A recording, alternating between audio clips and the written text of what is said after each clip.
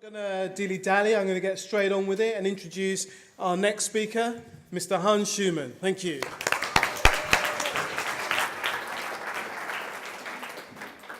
Thank you. I'm extremely excited to be speaking here to you today, and had a long think about what shall I do with my space here. Because I'm a very practical guy, and I thought, well, how can I give them something really useful, something that they can take home in their handbag? So I'm wondering, who of you would be interested in learning the perfect, foolproof strategy for succeeding in your coaching business? Who would be interested in that? A few people, yeah? Well, you're not getting that. I mean, first of all, I'm only in my second year, so I'm kind of a beginner myself. And secondly, I'm not the first one to say this today, I do not believe that there is a single foolproof strategy to your success. Because we are all very different. We have different personality, different strengths. And I believe that to be successful in business or in any area of our life, we need to find out where our natural flow of energy is. And then align our life and our business to that flow. And the answer to that will be very different for each of you. So since, unfortunately, I can't give you the perfect, foolproof strategy for succeeding in your coaching business, I thought I'd give you the second best.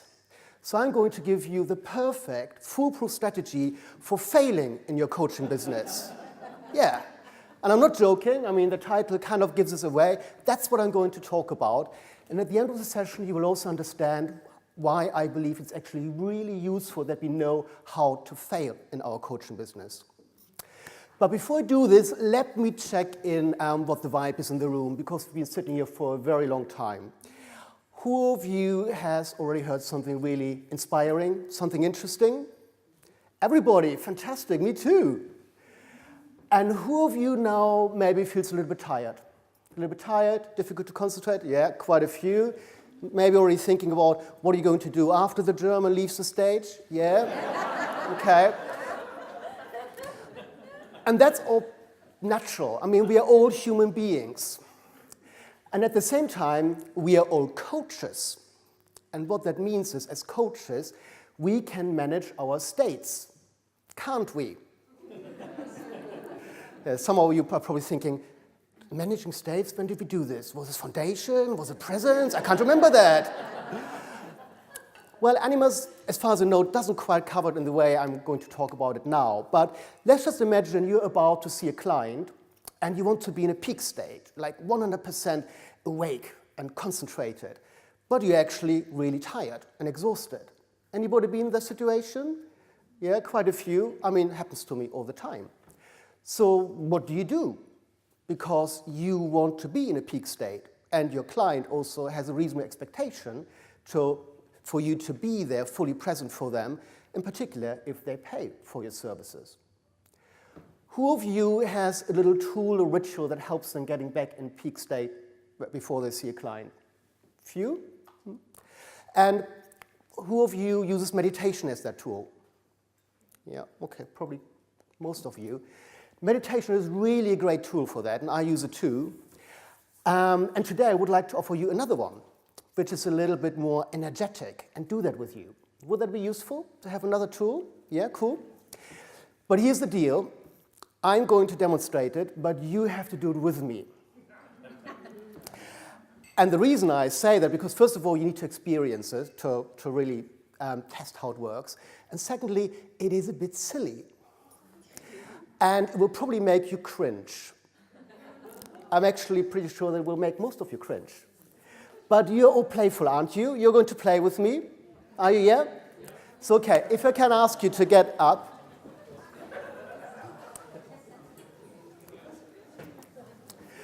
I'm going to say out loud a number of statements, a little bit like affirmations. And I want you to repeat them after me.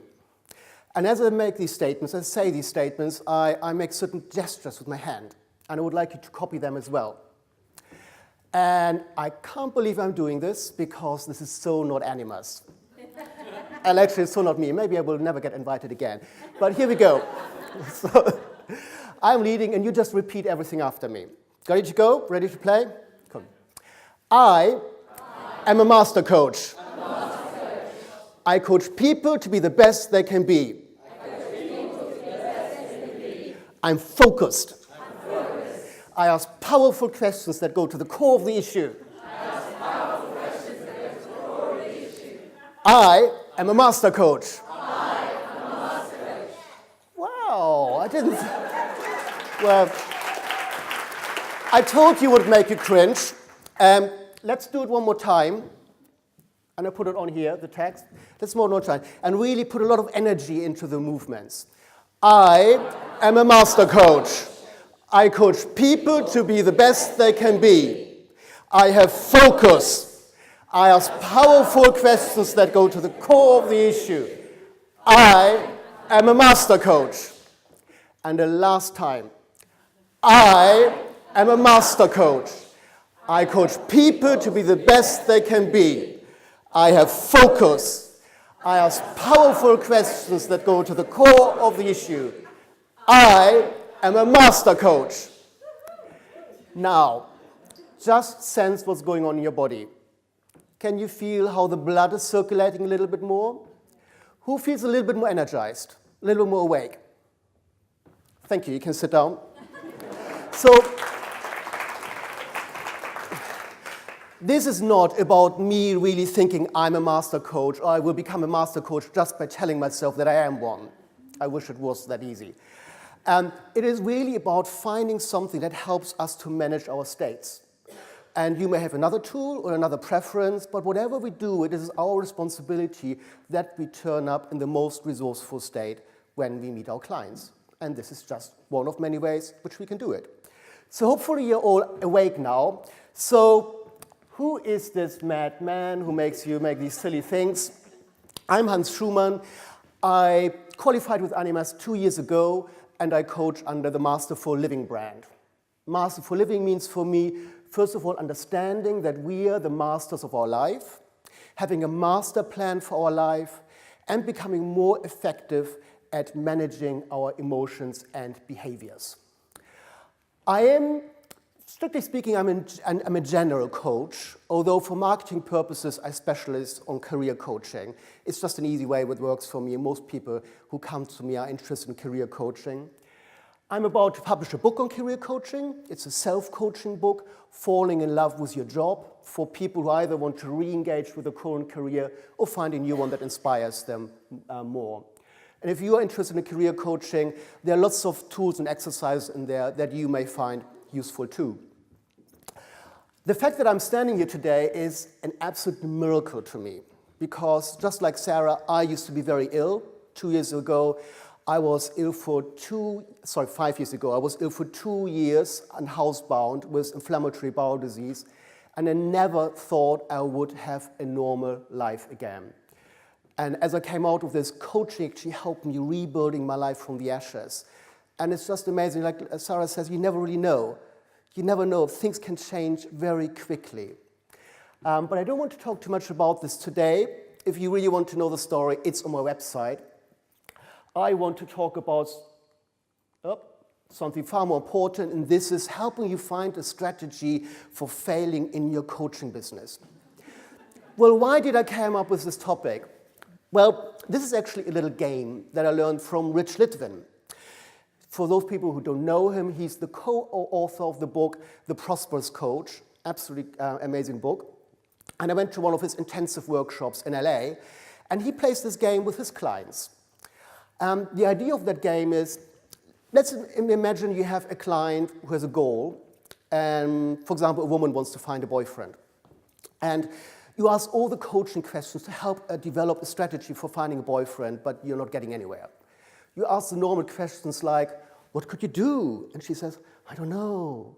Well, if you did know, what would you do? I don't know. Who do you know who might know? And you play that game, she doesn't come up with anything. Well, that kind of client, whilst he or she may find it difficult to find out, to tell you what they could be doing, they most likely already know all the things that they are currently doing that prevents them from achieving their goal. So if you would ask that client, so what do you think you're currently doing that prevents you from finding a boyfriend? She may find it easier to say, well, I guess staying in with a takeaway every Friday night doesn't really help, or always saying no to party invitations, or standing on my own in the corner when I'm at an event. And because that is an easier access to the topic for many clients, once you have established with them what they're doing that prevents them from achieving their goal, you also have very easily your strategy for achieving the goal, because it's normally the turnaround, the reverse of it. So today I want to play this game with you, and as I'm speaking, you may want to take notes and write down ideas of things that you currently do and that's preventing you from either becoming successful, or if you're already successful, becoming more successful as a coach. And the number one rule of this game is it needs to be something that you actually do, because otherwise it's not really relevant to you. And I'm going to lead this game by telling you about my 5 top tips for failing in your coaching strategy. Things that I've done, and some of them are a little bit embarrassing, but I'm putting it all out here today. Are you interested in hearing my 5 tips for failing in your coaching business? Well, number 1 tip. If you want to fail in your coaching business, I really recommend that you start with a logo. And Marcus is laughing because he knows the story. Why does this work so well? Well, if you start with a logo at the beginning of your coaching journey, it's quite likely that you don't even know what kind of coach you want to be, what your message is, your clients, and so on. So you can't actually give any meaningful brief to the graphic designer. And the graphic designer will then make something up, which you probably don't like. Then you ask your friends, they don't know what to say because they don't know who you want to be. You can't make up your mind because you don't know who you want to be. Then very quickly you are in this downward spiral of anxiety, frustration, and you use time and money on it, and it just perfectly distracts you from what you really need at the beginning, which is practicing clients, finding a marketing strategy, and so on, to something that you don't really need, because you don't need a logo. If we go back to my website, there's no logo. Still works. I mean, it's nice to have a logo, and I always like buying the gadgets. When I have a new hobby, I need to buy all the gadgets, and for me, having a logo was, yeah, no, I'm a coach, now I need to have a logo. So this is what I did. I spent £700 on these designs, and I hated them all. And behind this, there was a lot of discussion with lots of people, and in the end I decided, you know what, I just give it up. I don't need a logo. And I was right, I didn't need a logo. So if you want to set yourself up on a really bad foot at the beginning of your coaching business, I recommend start with a logo. This leads on nicely to my second tip. Create a cryptic website. And this is a Hans Schumann special, because I do not believe that anybody in the room would have done something as silly as I did. Because what do I mean by a cryptic website? I mean this. And this was the website. There was, the homepage, there was nothing else on it, no other text. So what was going on in his mind? Well, I wanted to be special. And you know that's something that you may have experienced also in life, in various areas of life. Often when we are trying to be special too much, it gets us away from what we really want in life. And here I thought, I don't want to have that standard template that everybody has. I bought a special templates from a company called Elegant Themes. I paid £60 for this. And admittedly, once you hovered with the cursor over the banner, then there would be a nice drop-down menu, quite elegant, quite minimalistic. And I thought I was going for the wow effect, elegant style, exclusivity. I really thought it was a good idea. There were a few people who told me, Hans, I don't quite sure whether that's working. But also there were quite a lot of people who told me, oh, I really love that. And particularly when I told them the story about the chestnut, there's a whole story behind it. But obviously you can't read that story because it's not on the homepage. So I had a wake-up call in a mentoring session with Nick Bolton, where he told me, Hans, if you really don't believe me that this is not working, have a look at Google statistics, at Google Analytics. And for those of you who don't know what that is, it's a free service from Google. You can register your website, and Google starts to collect data about how visitors behave when they visit your website. You can see where they come from, which country, which device, on which page they start, and how they click through your website. So when I looked at Google Analytics, I found out that the drop-off rate on this homepage was 95%. This means of 100 visitors, only 5 ever clicked through and saw some content. So I had to admit, it's not working. And then I created this. And I'm not claiming this is the best possible website, but let me tell you why this works better than the previous one. It's almost the reverse of the previous one, because on this one, you see everything that you need to know above the fold. You don't need to scroll down. And what is it what the visitor needs to see? First of all, they see me. And that's not about vanity. This is because I'm the brand and I'm the product. It's Hans Schumann Coaching. I'm Hans Schumann. And they buy time with me. I'm the product. So people want to know who they are going to deal with.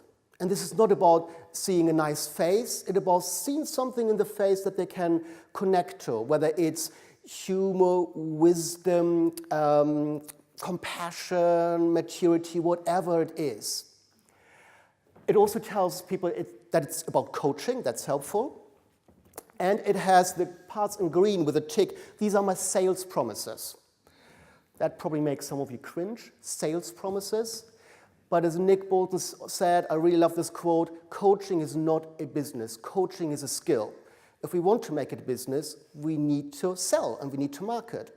So on this website, I want to sell too. And you know, nobody wants to buy coaching. They only want what coaching gives them. And we need to help them understanding what that is. Many people don't even know what coaching is. So here I tell people that if they coach with me, they will gain a sense of identity and purpose, create a fulfilling career, manage themselves more effectively, create successful life outcomes, improve your life skills. So they have a rough idea what it actually is that I offer.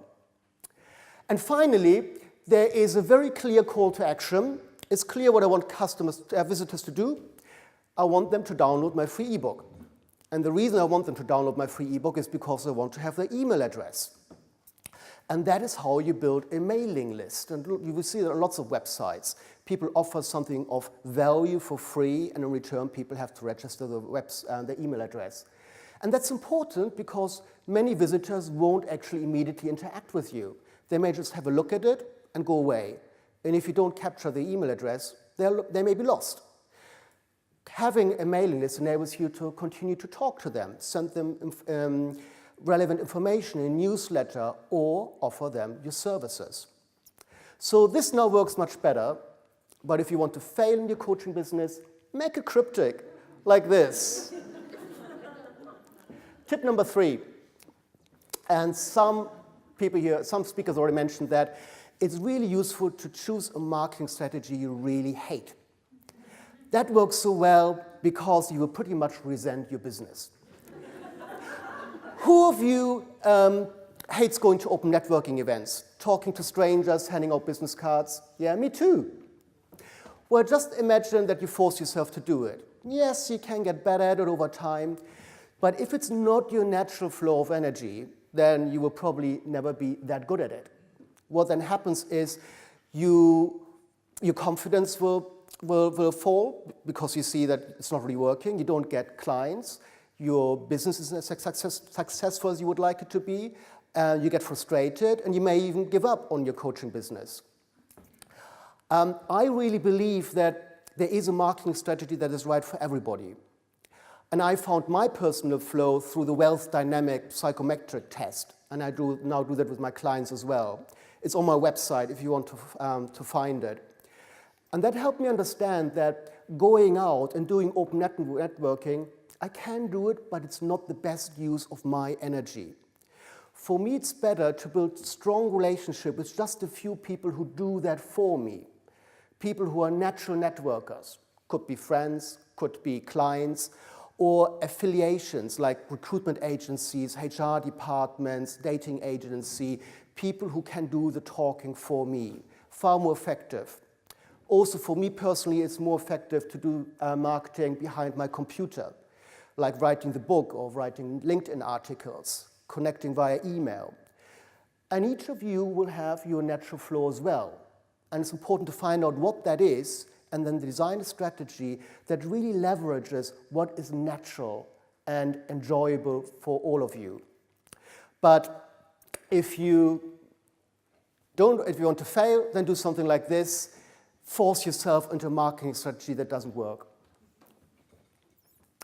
This works well alongside that. Never, ever offer your coaching services.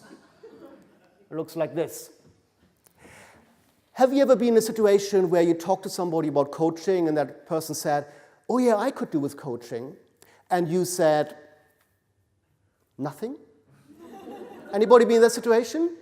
Few people? I even know in Annie was co-fellow, she told me this funny story. She too was talking to somebody and he said to her, oh, I could do coaching. And she said, oh, I know a coach, why don't you go to that person? And after he walked away, she said, oh my God, I'm a coach. I could have coached him.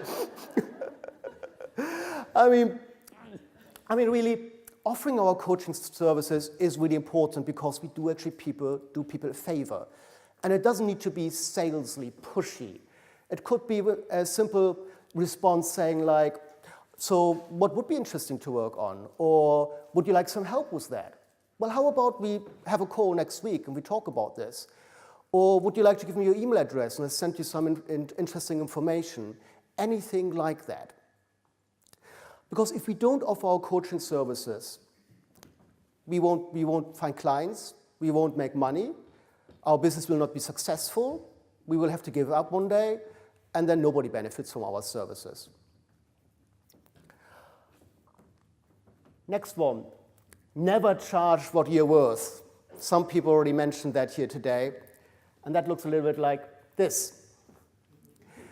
I mean, this woman actually has 70 euros on her hands, which is not too bad, but I like this facial expression. It's a little bit this like, I charge 50 pounds because I'm actually not very good at coaching.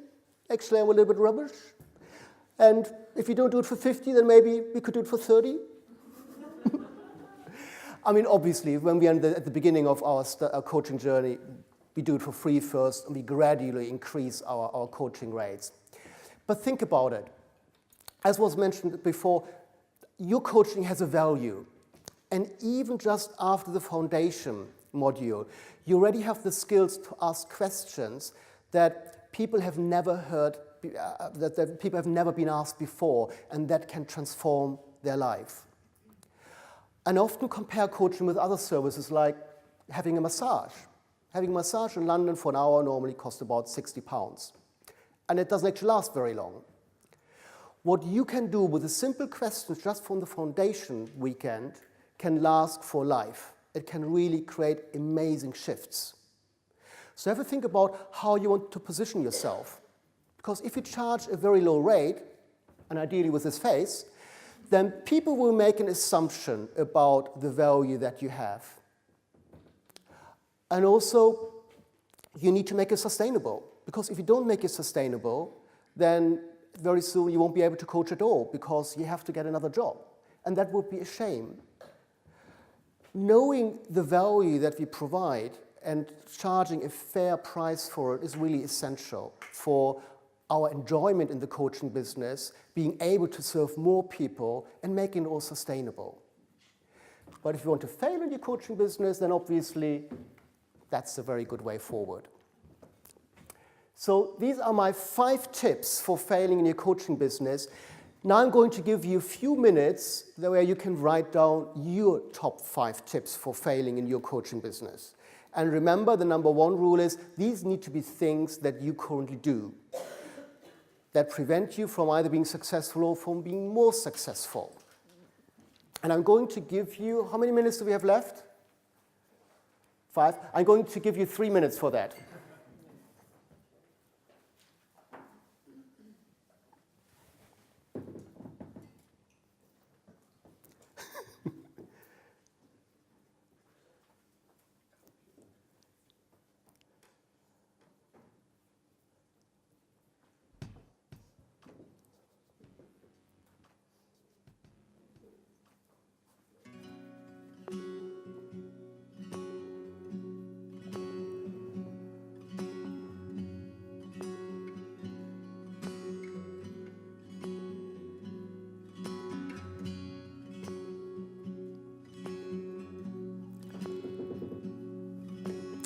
What are the things that you know you are doing and that are in the way of you becoming more successful?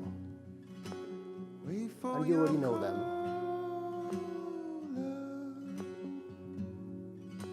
There may actually be more than 5.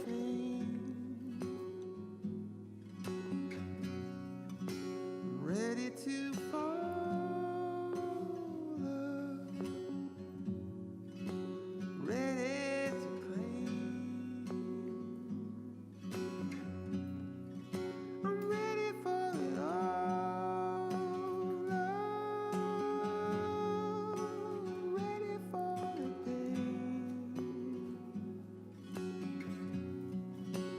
Meet on the sun. Really make use of this time, because you don't know whether you will ever think about that again in this kind of way. So whenever there's an opportunity to do this self-exploration, I really invite you to make best use out of it. Because when we're on our own, we don't often tend to push ourselves that much.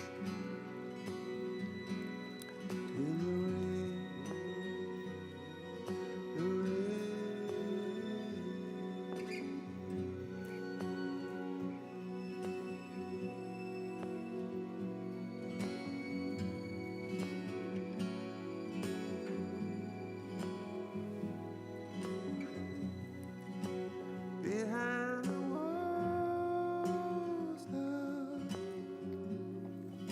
I'm trying to change, and I'm ready for a ball, love. I'm ready for a change.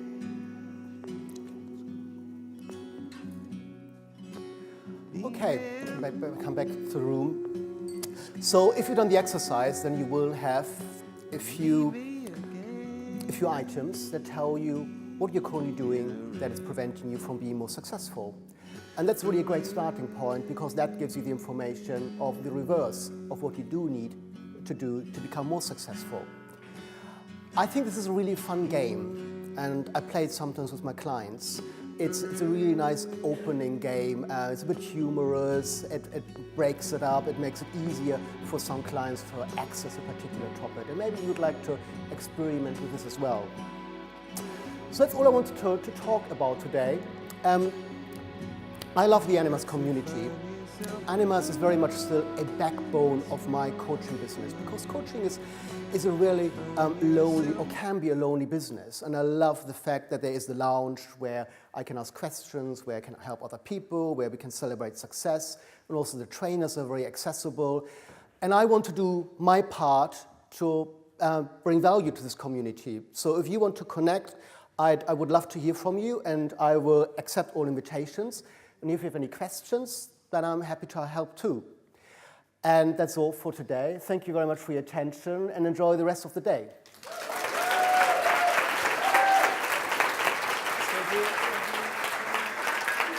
Oh, surely there aren't any questions.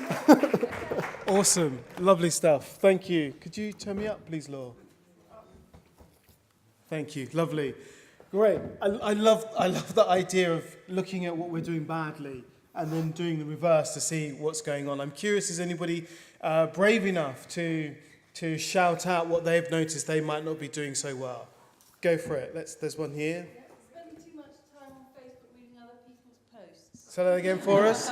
Spending too much time on Facebook reading other people's irrelevant posts. Lovely. Brilliant. Thank you for that. There's one at the back.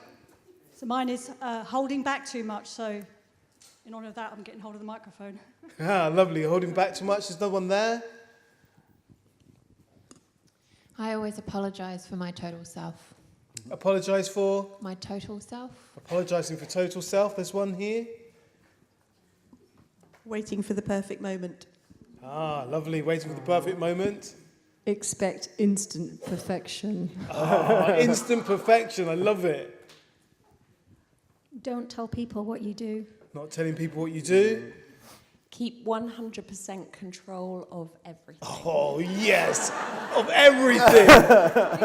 Prioritising everything else in my life over my work. Prioritising everything else in your life above your work. There's one here. I didn't want to appear desperate, So I pretended that I didn't really need the business, to the point where the clients actually, or the potential clients actually, thought that I wasn't interested in working with them. Nice, love it, brilliant. And it's great when you hear those things that we're doing and then can just, apply the turnaround to see what are the things that we could do to enable our business to be more successful. That's great. Thank you so much for sharing that. So I'm just curious if we have any more questions for Hans around... Nina's fired already before I finish the sentence. Go for it. And it's just a bit of a change of topic from what we've been talking today. I'd love to know about the process you went through for the book. So what was it that really created hurdles for you and overcame them? Very practical points. Actually, writing the book was really easy. It was all my head. I mean, I basically wrote down what I do with my clients. I have the process, I've got the tools, really easy. But getting it to print through self-publishing turned out to be really hard. I signed up with this program 10-10-10, which helps you through the process, but I found out that it was really soulless. It was just a number. They had suppliers that produced really awful work in terms of editing, formatting, graphic design. I had to hire all my own suppliers and pay double. And I'm still having problems with the formatting, so I really hope I will actually manage to get it out in November. So, but I mean, you learn from these things. It's all good learning. Yeah, and one of the things I'd also say, if you're a coach and you want to publish a book, talk to the other Animites in the lounge who have gone through that process and see what they've gone through, because you can really learn about some of the challenges that you might find along the road of publishing. Thank you. I was just going to say, I'm happy to have a chat. Anybody who wants to publish a book, never written, never considered myself an author, and I've just been given a publishing deal, so I'm happy to share the process I went through. Thanks, Nicola. That's great. So we can all have a chat with Nicola. Lovely. Thank you. Here we go.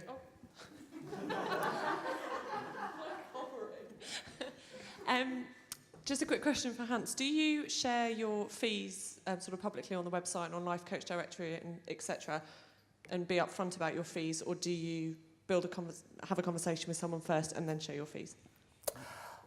Generally, no, I don't share the fees, although some websites on which I'm on require you to give a price. So I normally tell them that I charge £90 for the initial consultation. I don't do free consultations, but I don't tell them what the actual price for my coaching packages is, which is actually higher. Lovely. Cool. Does anybody who's got a website have their prices on the website? Just to raise some hands. So a couple of people. Anybody got a website who doesn't have their price on it? So people as well. So I think it's a choice thing there as well about how you want to work. I think about whether you have your price on your website or not. And like some of the speakers have said earlier, I think playing around with that, trying it out and seeing how it works for you, how it works for your clients might be really useful. So the reason why I don't publish it, because I want to have a conversation first. When they see my prices, they may actually think it's quite expensive. But I had people who talked to me and could see the value of the coaching through the discussion. Then it's easier to tell them what the price is. Lovely. Brilliant. Thank you. Let's have a few more questions. One down at the front.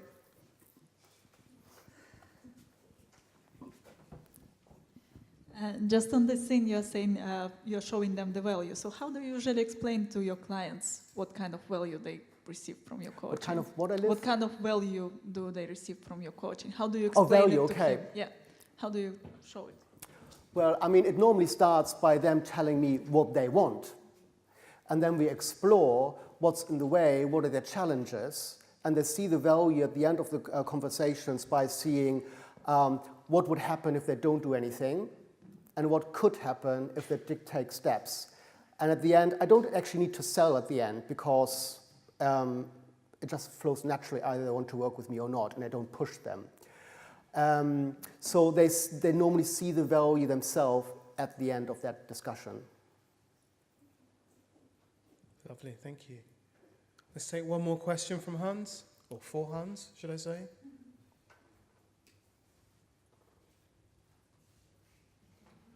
No more. Oh, there's one. Hans, thank you so much. That was so sort of energizing and inspiring. So it's a nice way to raise the energy for the afternoon. It was a good way to get me focused. you mentioned very briefly where you came from, that you were ill for 2 years, and then you went on your journey, and I'm going to go onto your website to read that. But I'm just really curious about what it was on your journey through your coaching training and exploring that led you to developing the way you're working now, and why you're focusing on the career development and coaching. Well, the health crisis connected me to something that I already had. It was a wake-up call that connected me to my true value. Because even from the age of 13, I already read personal development books. Then I went to retreat, lots of Buddhist retreats. I mean, I've been pursuing it all through my life. And it was quite in contrast to what I did work-wise, which was being a lawyer in financial services. And there were lots of wake-up calls in my life, but it took the disease to actually, for me, to apply all the things that I've learned. And when all medication failed, and there was only one thing that the doctors could offer me, which was to remove my colon, I took action. And I cleared up my negative beliefs, well, at least some of them, we always have some. I created new reasons to live and to be healthy for. I worked with healing meditations, visualizations of the future, and that suddenly turned my disease around. I mean, I don't have proof that it really was that, but my medical results suddenly started to change. And from that, I was wondering, what else is possible? And I started my first one-year coaching package with Tony Salimi, another ex-Anima student, and that was one of the best investments in my life. It was at an eye-watering price, a lot of money, but it really helped me rebuild my life from the ashes and find out what I really want from my life and then create that for me. Nice, lovely, thank you. Awesome, let's give Hans a round of applause. Thank you. Thank you.